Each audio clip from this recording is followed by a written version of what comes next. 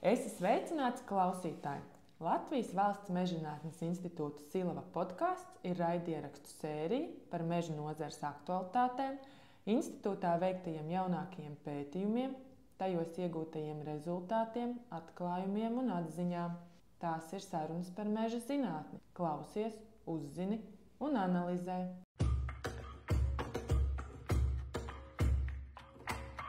Labdien, klausītāji! Šodienas epizodē tiekos ar Latvijas Valsts Mežzinātnes institūta Silava vadošo pētnieku, bioloģijas doktoru Robertu Matsonu, kurš daudz pētījumus veicis tieši dendrochronoloģijā, kas nodarbojas ar koku gadsimtu datēšanu un tās raksturojošo parametru analīzi. Sveiks, Robert! Sveicināti! Sākumā vairāk vēlētos uzzināt tieši par tevi. Pastāsti, kā tavs ceļš ir atvedis uz Silavu?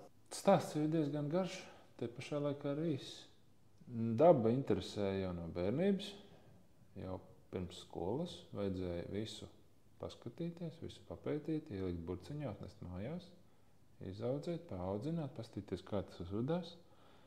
Reizēm tas objekts pēc tam tika atlaists dabā, reizēm vairs nebija vajadzība tā darīt, bet tā interese, ejot skolā, nemazinājās, tieši otrādi pat auga. Un bioloģija bija viens no mīļākajiem priekšmetiem, tad tīri labi arī padevās. Un pēc vidusskolas tad es domāju, ka, ja tas tā tīri padodās un interesē, tad droši vien jāiet arī profesionālā karjeru veidot tajā virzienā, un es tajos bioloģijas fakultātē. Bioloģijas fakultātē nomācījos sākot no bakalaura, beidzot ar doktoru, bet tēmas gan es studiju laikā pamainīju. Biologos, lai arī fakultāte ir viena, tie tematiskie novirzieni ir gan dažādi. Sākumā es mēģināju specializēties entomoloģijā, tieši par kukaiņiem, kas bija tāda bērnības interese lielāka. Bet studējot ilgāk, sapratu, ka lielāks potenciāls tomēr ir saistīts ar augiem, jo tie ir mums Latvijā ir viens no galvenajiem resursiem, tāpat laikā arī koki. Un tad pieslēdzos pie auguma analīzes. Maģistratūras tēma man bija tīri teorētiski, lai novērtētu, kā priežu pieaugums reaģē uz to, ka viņas tiek apraktas ar smiltīm, tās ir kāpu priedes. Un pirms neilga laika, vai kā vienīs pulks teica senos laikos, šķiet pagājuši piekdien, skatoties zinātnisko rakstu datubāzē, redzēju, ka arī uz šo pētījumu ir atsaukušies cilvēki. Bet interesanti bija tas, ka no Šveices. Palasīju arī to rakstu, kurš ir atsaucies uz manu pētījumu, un sapratu, ka tā tēma ir diezgan saistoša arī kalnu apgabaliem, kur kāpus un jūra nav. Bet viņiem koki diezgan bieži tiek aprakti nogruvumos, un tā koku reakcija ir diezgan līdzīga. Un tad sanāk, ka nevis tieši tu aizgāji tajā dendrochronoloģijas lauciņā, kas noticis kurā gadā ar koku pēc gadskārtām. Tu vairāk skatījies, kā notiek viņu augšana. Dendrochronoloģija šaurā nozīmē ir koksnes datēšana. Šaurā nozīmē šī koksnes datēšana ir primāri interesējoša humanitārajām zinātnēm, vēsturniekiem. Tas ir ļoti svarīgi pateikt, kurā gadā ir veidots artefakts, vai arī no kurienes ir materiāls ņemts, lai kādu artefaktu veidotu. Sekundāri šī nozīme ir svarīga kultūras vēsturē, kas arī ir vēsture. Un mūsdienās dendrochronoloģija klasiskajā nozīmē, proti, kad nodatēt koka fragmentu, ir svarīgi arī kriminālistikā, proti, ja runa ir par vēsturiskiem artefaktiem un to viltojumiem, tad jautājums par viņu autentiskumu. Tad šī pieauguma analīze var liet noderēt. Tā dendrochronoloģija šaurā nozīmē, viņa balstās uz pieņēmumu, ka konkrētā vietā augušiem kokiem ir bijusi specifiska augšanas gaita, kuru var salīdzināt ar citu materiālu, ar citām chronoloģijām, un tādējādi atrast šo datējumu. Tas, ar ko es nodarbojos vairāk, tā ir sociālā daļa tai dendrochronoloģijai, bet pēc būtības tā ir pieauguma analīze. Jo šī augšanas specifika, kas nāk no tā, ka konkrētas gadskārtas ir platākas un konkrētas šaurākas, viņām ir bioloģiskais pamats, apakšā ekoloģiskais pamats. Proti, ir apstākļi, kad koki aug labāk, kas viņiem patīk, un ir apstākļi, kad koki aug slikti, tad viņiem ir nepatikuši.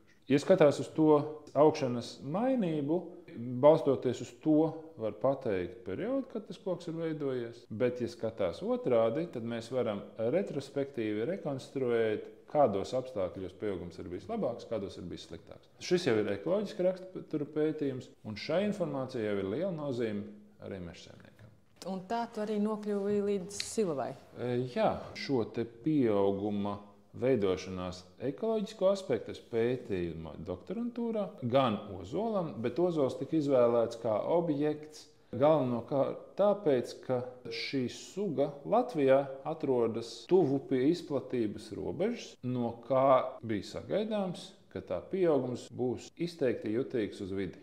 Proti, izplatības robeža sugai ir Somijas dienvidi, kas ir dabiskā izplatība. Un tālāk par šiem Somijas dienvidiem apstākļi ir krasi nepiemēroti Ozolam. Tāpat laikā izplatības robežai šajā pusē vides apstākļi ir nozīmīgi.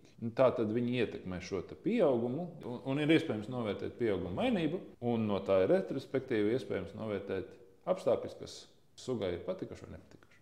Tad, kad pabeidzu doktorantūru, tādu darba sludinājumu es nemeklēju, bet manam darba vadītājam bija zinātniski kontakti ar pētniekiem Silavā, un iegūstot šos kontaktus, vienkārši sazinājos un piedāvāju savus pakalpojumus.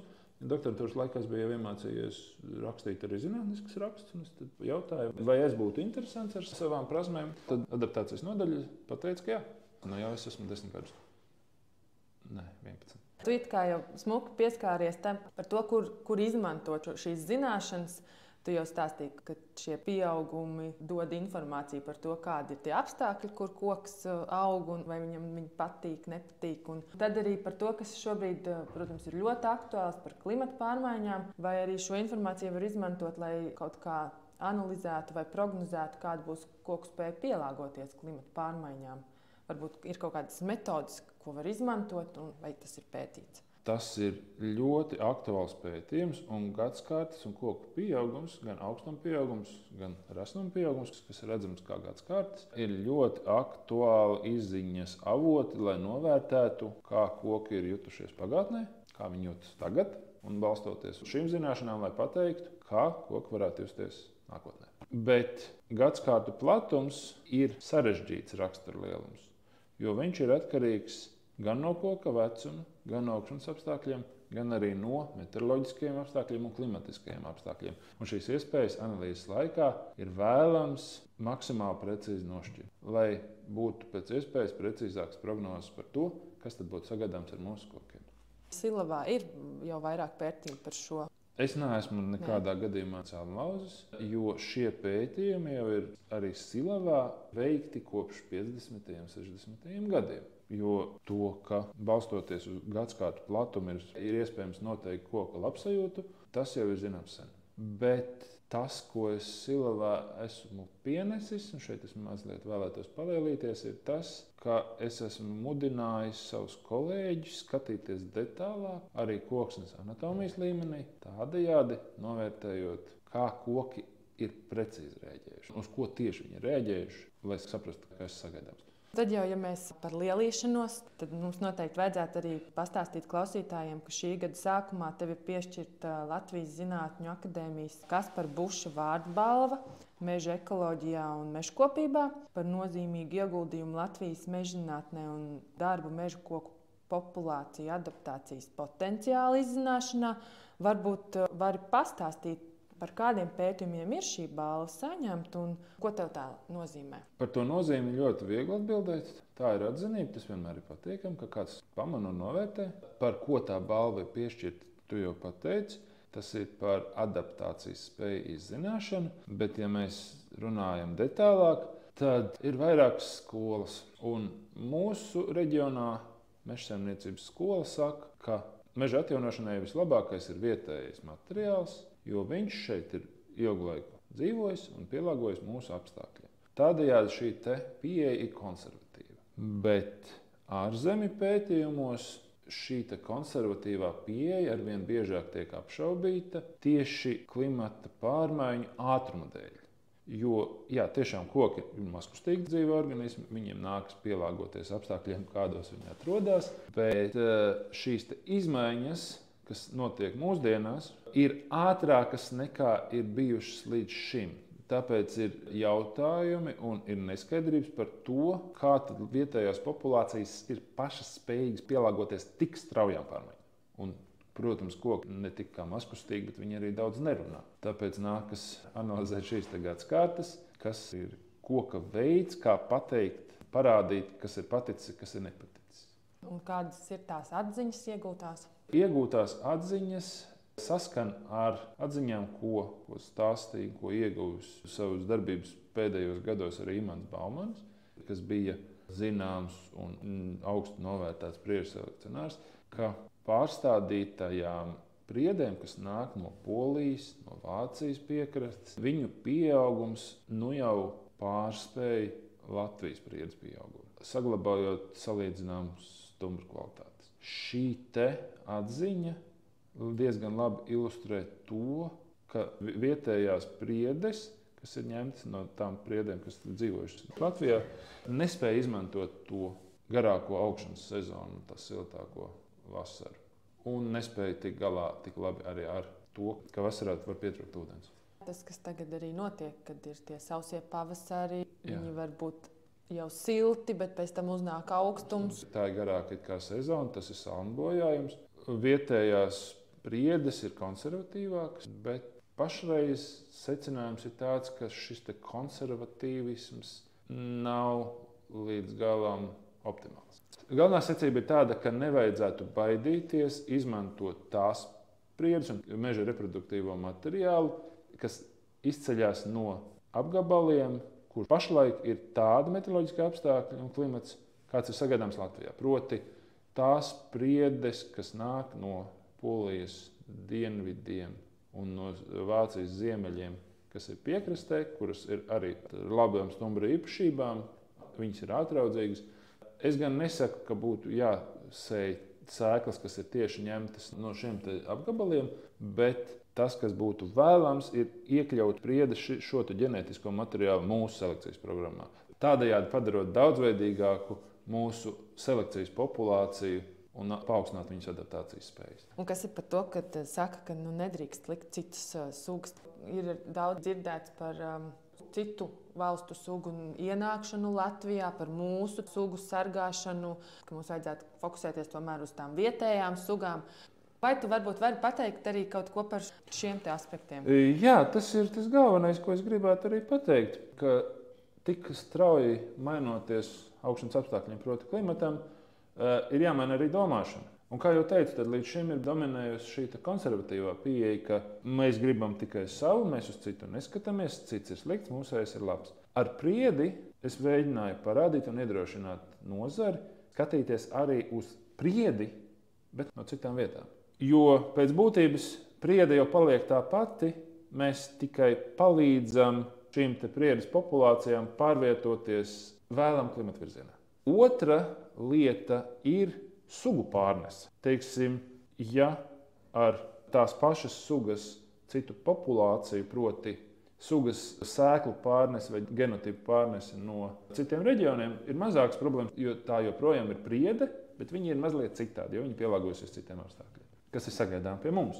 Tad tas ir mazāks risks, jo tā būs joprojām tā pati priede. Vienīgi viņai vajadzētu augt labāk, viņai mazāk vajadzētu slimot, viņai būtu labāk pielāgotai.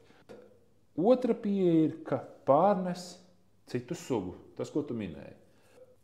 Tur ir gan pozitīvās puses, jo parasti pārnestās sugas bieži ir atraudzīgas, kas ir labi, arī no oglekļa puses, protams, viņas piesaista vairāk oglekļa. Tās negatīvās puses ir riski par to, ka tās sugas var kļūt invazīvas, un tas ekstrēmākais variants, protams, ir tā kā vārpainā korinta vai kā sasnavas klātvārns. Bet tie ir krūmi un viengadīgi vai daudzgadīgi lakstaugi, ar kuriem ir lielākās problēmas. Tāpat laikā ar kokiem, poļiem ir problēmas, ar atsevišķām kļavām, kas ļoti plaši izplatās un ar kurām ir jācīnās līdzīgi kā ar korintu kāpās vai pierīgā. Bet kopumā, ja skatās no mežsaimnieciskā viedokļa, tad tās īpašības, kas padara kādu koku sugu invazīvu, ir ļoti vēlams no mežsaimnieciskā viedokļa. Proti, viņš pats atjaunojas, viņš neslimo, viņš ir produktīvs. Un tā lielā māksla, manuprāt, ir atrast to līdzsvaru un saprast, ko jā, ko nē, vai potenciāli iegūmi atvērs potenciālos riskus. Tad varbūt paturpināsimies par skatu nākotnē. Jā. Kas ir tie virzieni, ko vajadzētu apskatīt, kam vajadzētu pievērsties un ko tu redzi, kur būtu nepieciešami kaut kādi jauni pētījumi? Jauni pētījumi būtu noteikti nepieciešami, lai novērtētu, cik daudz ir par daudz. Un šis ir aktuālākais jautājums tieši dabas aizsardzībā. Jo, ja cilvēks izmanto zemi, tad viņš viņu pārveido. Ja viņš viņu pārveido, tad no dabas viedokļa tas ir traucējums, tas ir izmaiņas. Un cilvēks pārveido ekosistēmu savā vajadzībām. Citi cilvēki saka, ka tā nedrīkst darīt. Un patiesība ir kaut kur pa vidu. Jo mēs esam ekosistēmas daļa, mums viņi ir jāizmanto. Jo pretējā gadījumā mēs aizējam bojā. Bet ja mēs viņu izmantojam pārāk intensīvi, tad ir iespējams, ka šī ekosistēma var kļūt nestabila un mēs viņu funkcijas varam zaudēt. Jautājums ir, cik daudz, kādā intensitātē ir optimāla izmantošana. Tas sakarā ar pēdējā laikā izskanējušajām debatēm par dabas aizsardzību un mežsaimniecību, kas ir konfliktējušas. Un es dzirdēju, ka tu plāno vai jau esi sācis pētījums par starpsugu signālu apmaiņu? Tā ir? Jā, tā ir mazliet cita tēma. Tā arī ir interesanta mežsaimniecībai. Tā ir saistīta ar augu un kokaugu spēju mobilizēties kā audzei, kā kopumam, lai cīnītos pret nelabvēli. Šis pētījums ir tikai sācies, un viņš ir vairāk fundamentāls, un mēs vēlamies noskaidrot, kāda ir sēņu ietekme uz to, kā augi sazinās savā starpā. Līdz šim ir bijušas iestrādes, kas ir parādījušas, ka tur ir potenciāls, ka mikorizes ir tās sēnes, kas dzīvo uz saknēm, ka viņas palīdz veidot augu supertīklu, ar kuru palīdzību augi viens otru informē par to, ka tuvojas briesmas, piemēram, kaitēkļi. Tas būtu arī aktuāli šobrīd esošā, piemēram, 8 zobu izgraužu sakarā? Par 8 zobu izgrauzi tas visticamāk vairs aktuāli nebūs, jo mainoties meteoroloģiskai situācijai un mainoties klimatam, egles aug labāk. Neskatoties uz to, ka ir bijuši sausuma periodi, bet kopumā eglēm šī garākā augšanas sezona nāk par labu. Viņas aug vairāk. Bet tajā pat laikā vasaras siltums un pieaugušie sausuma periodi vasarā nāk par labu 8 zobu izgrauzim. Un starpsugu dinamikā tātad jāskatās, kuram nāk par labu vairāk.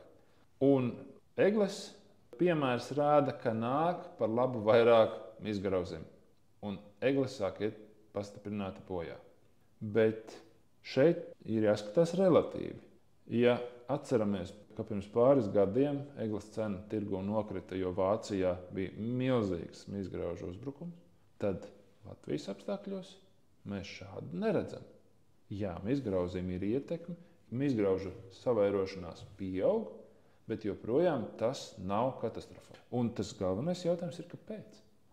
Un ar šo jautājumu es vēlētos atgriezties pie tā iepriekšējā, proti, cik daudz mums ir daudzveidības un kādā līmenī mums ir daudzveidība mūsu mežos, kas kavē šo izgraužu izplatību. Tad tu vedini domāt, ka mums tā daudzveidība ir liela.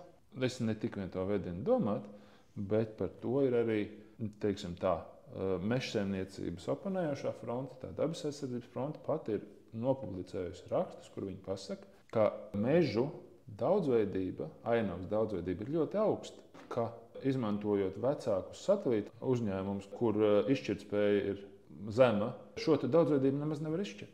Tātad tas secinājums ir tāds, ka mūsu ainava jau ir ļoti daudzveidīga. Un arī šī daudzveidīgā ainava, tā ir mana hipotēze, ir pamats tam, ka pie mums nav lielu kaitēkļu savairošanās, pie mums nav lielu slimību savairošanās, pie mums nav lielu bojājumu no vējiem. Jā, viņi ir lokāli, bet salīdzinoši viņi nav lieli. Jautājums, pret ko salīdzina? Ja teiksim, salīdzina pret kaitēkļu savairošanos tādā Kanādā, kur lielas teritorijas aizņem 1 vai 2 sugas, tad šim kaitēklim ir ļoti daudz, kur ieskrieties, ja tam kaitēklim ir labvēlīgi apstākļi. Un Kanādā nav nekas neparasts, ja, teiksim, kaitēkļa savairošanās teritorija, kur koki aiziet bojā, ir Francijas izmērā. Latvijā nekas tāds nav. Mūsu meža ekosistēma ir stabila, pie tam viņa paliek lielāka. 100 gadu laikā viņi gandrīz dubultosies. Viņi ir raibi kā dzeņu vēders, bet varbūt tieši tas arī ir tas labais. Un jautājums, vai mums vajag vairāk vai ne?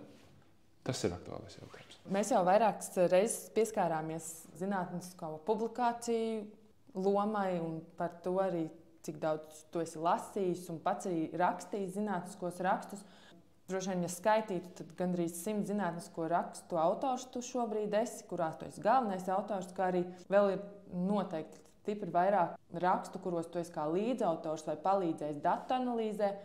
Un veidojis šīs publikācijas, un Silavā arī daudz zina, ka var nākt lūgt tev padomu. Zinātnisks raksts pēc būtības ir strukturēts stāsts. Atšķirībā no izdomāta fantastiska literatūras stāsta, šim stāstam ir jābūt pamatojumam realitātei, un šim pamatojumam ir jābūt parādītam ar skaitļiem un ar statistisku analīzi.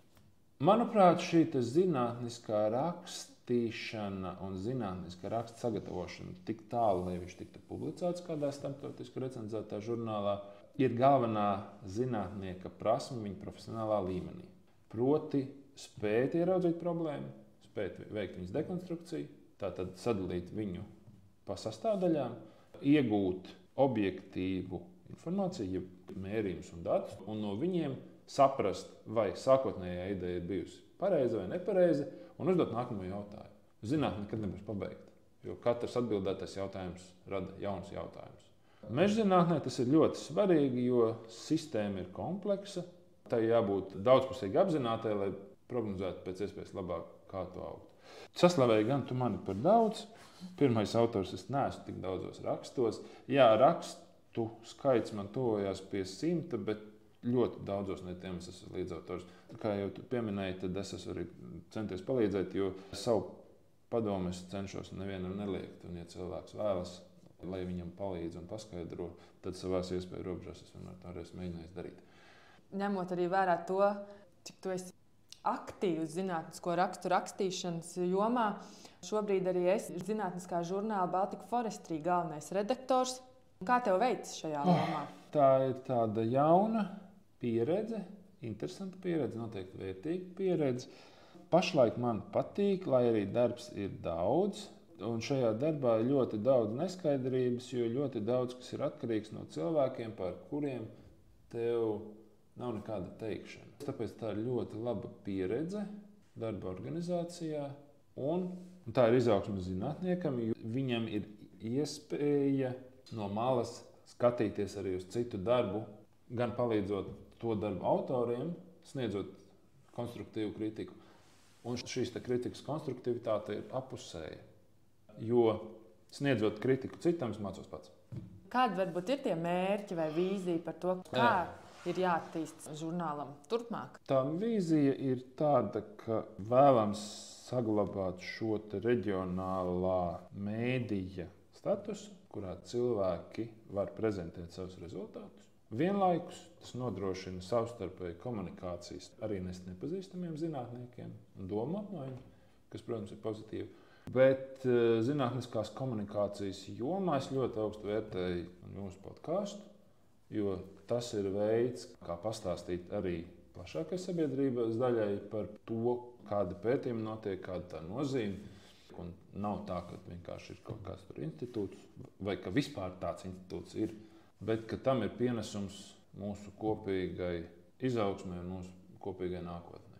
Par šo populāru zinātnisko komunikāciju es joprojām zinu, ka ir cilvēki, kam arī patīk lasīt, un tad tā ideja, ko vajadzētu vairāk attīstīt nākotnē, būtu kaut kādu populāru zinātnisku īsrakstu sērijas veidošana par to, kas notiek mežzinātnē, kas notiek nozarē, kā tas iedarbojās, kāda tam ir perspektīva.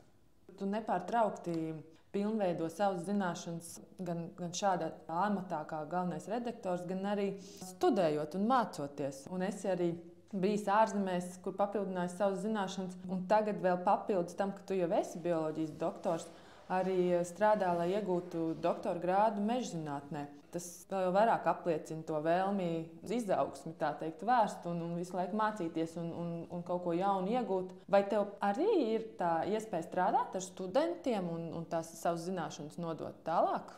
Par izaugsmi un par turpmākām studijām. Jā, es pašlaik esmu stadijā, kad es nobeidzu otru disertāciju. Pirmā doktora grādu es aizstāvēju 2013. gadā. Absolvējot bioloģijas fakultāti, bet šeit gan jāatzīstās, ka es esmu diezgan izteikti akadēmiskā inbrīdinga piemērs. Jo, teiksim, ja mēs skatāmies uz rietumu pasaules skolu, tad tas ir ļoti slikts stils bakalaura, maģistra un doktoru pabeigt vienā institūcijā, vienā augstskolā.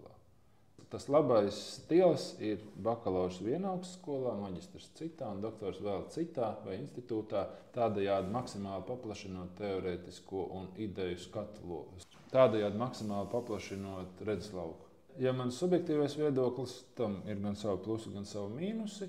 Pluss ir tāds, ka tas redzeslauks ir plašāks.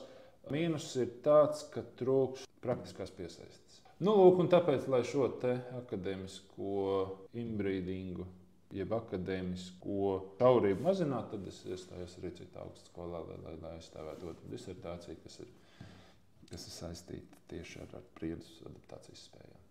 Tas gan ir sākums. Šī disertācija un šī priedus adaptācijas spējas gan jāsaka vēl ir diezgan sākotnējā pētījumā, jo, lai viņš būtu ar lielāku praktisko nozīmi, tad šo te analizēto objektu, jeb dažādu izcelsmu priežu skaitam būtu jābūt diezgan lielākam no praktiskā viedokļa. Jo pašlaik es mēģināju saskatīt galvenās likumsakarības, lai pēc tam viņas apliecinātu lielākā datu apjomā un tādējādi varētu sniegt labāku rekomendāciju industrijai.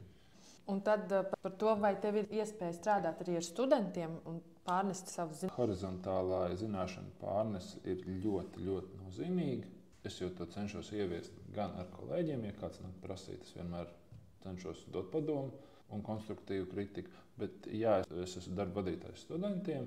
Viņu tēmas ir par to, kā Latvijā jūtās dažādas introducētās sugas. Šajā gadījumā tās ir sugas, kas Latvijas florai nav raksturīgas, bet viņas ir pārnestas. Viņām varētu būt mežsaimnieciskais potenciāls. Un tad jautājums ir, kā viņas jūtās un kā viņas varētu justies nākotnes klimatā.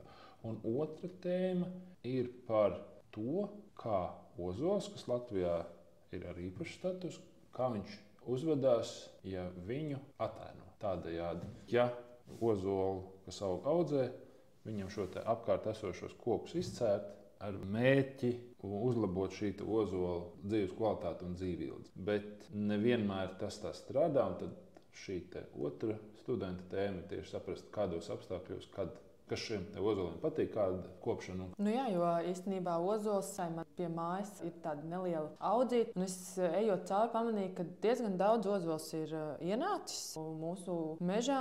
Tas arī noteikti ir skaidrojams ar klimata pārmaiņu ietekmi, ka arī viņam šeit patīk ar vien labāk, un viņš var sākt veidot pat mežaudzi. Ozols Latvijā kādreiz ir veidojis mežaudzes, bet lai ozols veidotu mežaudzi, kas ir stabila, viņam ir vajadzīgas auglīgākas augsnes. Kā piemestrums viņš var augt arī mazāk auglīgās audzēs, bet tieši tajās auglīgajās audzēs kādreiz ir bijušas ozola meži. Bet šīs teritorijas ar auglīgām augsnēm parasti ir lauksaimniecības zemē.